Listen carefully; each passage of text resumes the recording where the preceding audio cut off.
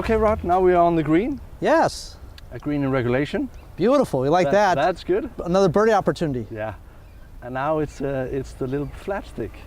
It is. Anytime we start talking about putting, when you start doing some math, you look, there's 18 greens. If you two putt every green, that's 36 shots. It's actually a spot where if you make a few fewer putts, you have a chance to lower your score, and who doesn't want to shoot lower scores? So I get asked all the time, what are some of the things you're going to practice on to be a better putter? And one of my favorite drills, I spent some time with Paul McGinley. Just take a few balls out here, lay them down in maybe every step or so, and see what you can do about rolling this ball onto that towel and have it end up on the towel. It really starts teaching you how to feel and touch, and not so many mechanics. Great. Yeah. I like less mechanics. I like less mechanics just too, because when you go out there and you're actually playing, you have to rely on instinct and feel. You can't be worrying about mechanics when you're trying to hole a putt. No. So would you say that the pros we see on television, they think less of mechanics than the amateurs we see? Absolutely. I think when you start looking at the players, they're really engaged with a routine.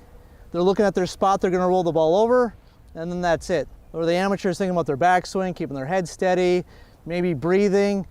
Who knows what some of the amateurs are thinking about when they're getting ready to putt. Making contact with the ball. Yeah, exactly, exactly. So hopefully with a couple tips here, this will make you a little bit better putter, eliminate some of your three putts, and you'll shoot lower scores. Great. Yeah? Let's give it a go. Let's see what okay. you've done. So basically, whatever your setup is, if you're open, left hand low, the whole focus on this is setting up, looking at that distance and see if you can roll this ball and have it end up on the towel.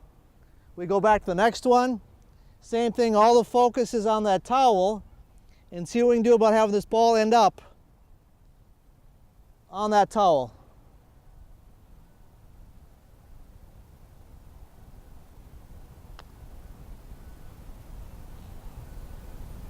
Not too bad.